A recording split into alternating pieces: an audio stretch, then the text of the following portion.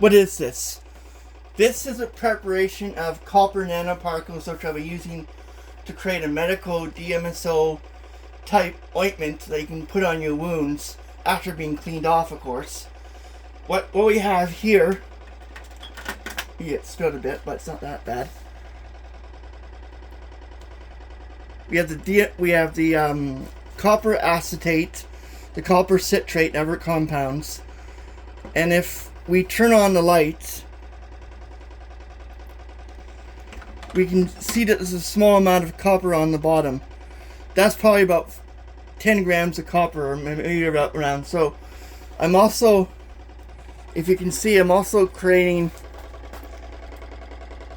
a very small amount of copper nanoparticles with the stirrer. I put in 5 grams copper acetate in about 50 millimeters of water, and I created a super concentrated version of 30 grams of absorbic acid in 60 millimeters of water with a bit of citric acid, sodium citrate, to help form the nanoparticles, because people online say you should form nanoparticles that way. And what I'm trying to do is create nanoparticles that could be effectively extracted, weighed out and extracted. So this is what I have. As you can see, the nanoparticles are in the alcohol surface, or the solution surface. So I'm basically just taking some out.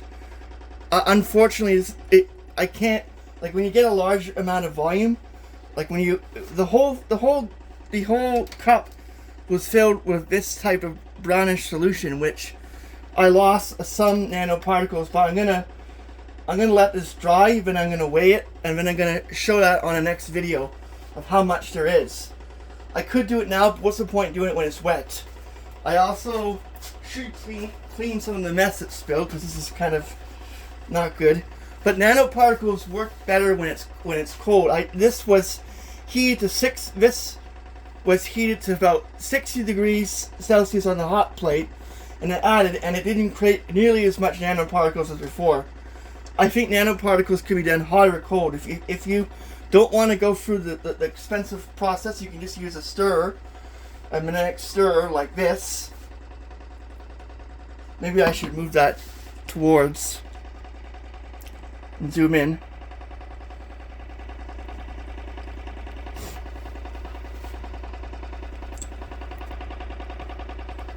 Magnetic stir, and try to get the copper acetate to react to create nanoparticles with the absorbic acid and the citric and the sodium citrate. The sodium citrate acts as a reducing agent and helps create the particles at a more effective rate.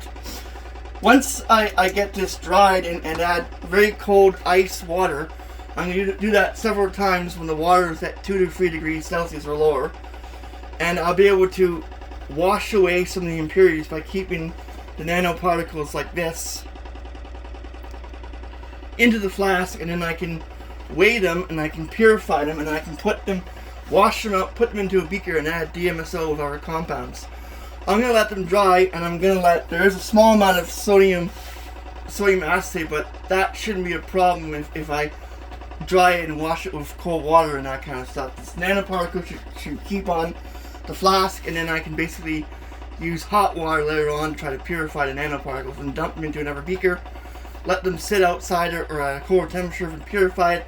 This is a method of making them, but basically purifying them, decanting and purifying them with pipettes like this.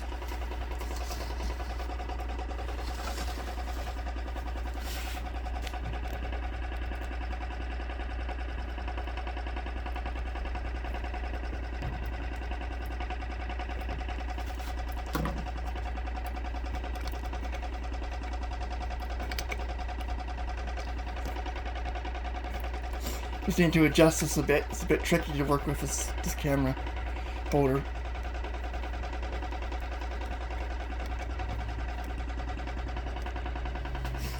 I should move this stuff out of the way so you can see it better.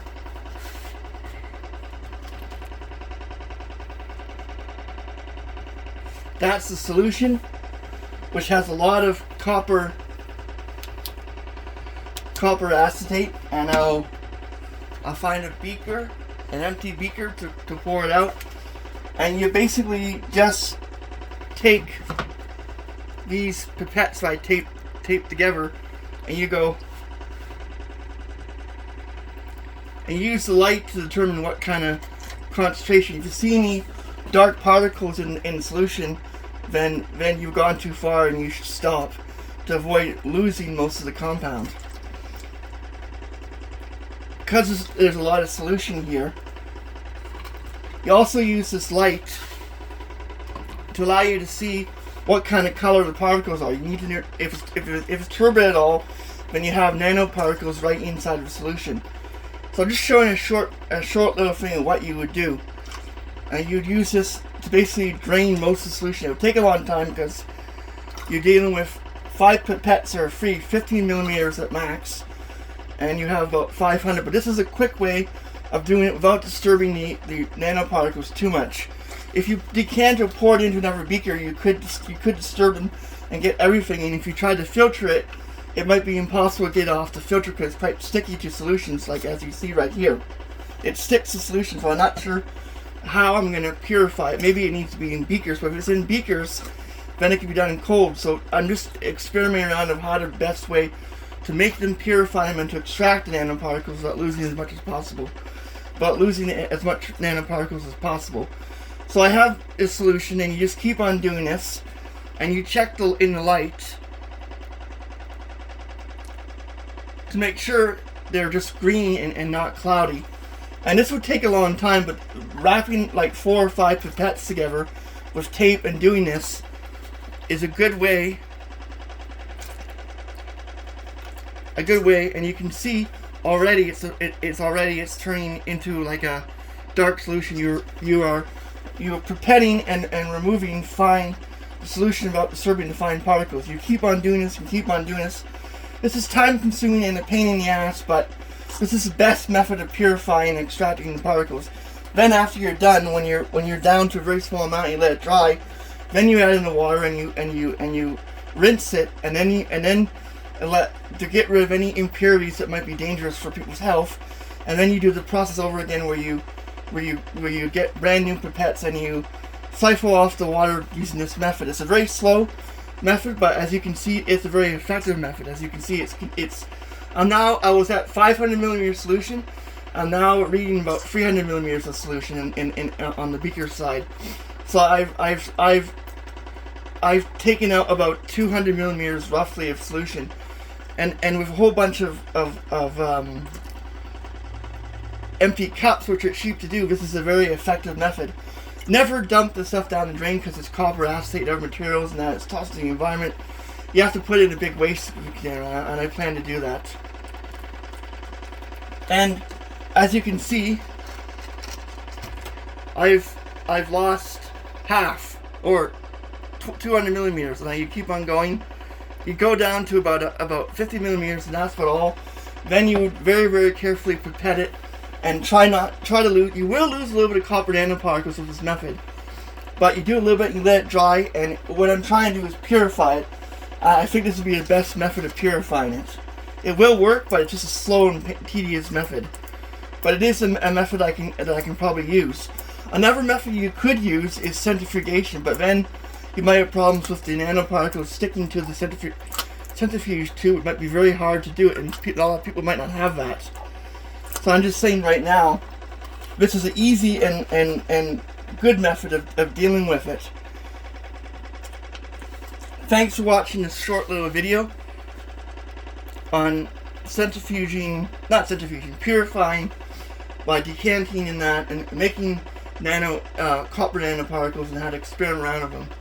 I think it's interesting if you can purify it, mix it with DMSO, dimethylsulfur oxide with mint and other material, mint oil and that kind of stuff to make a anti-inflammatory material, because the copper stuff, the copper nanoparticles and silver and gold and that kind of stuff, if you make it properly, copper's the easiest to make for me. It has disinfectant, anti-inflammatory, antifungal, so it is, in articles it has been proven to work. So it's just, I never heard of this, but I will show you where I got it from.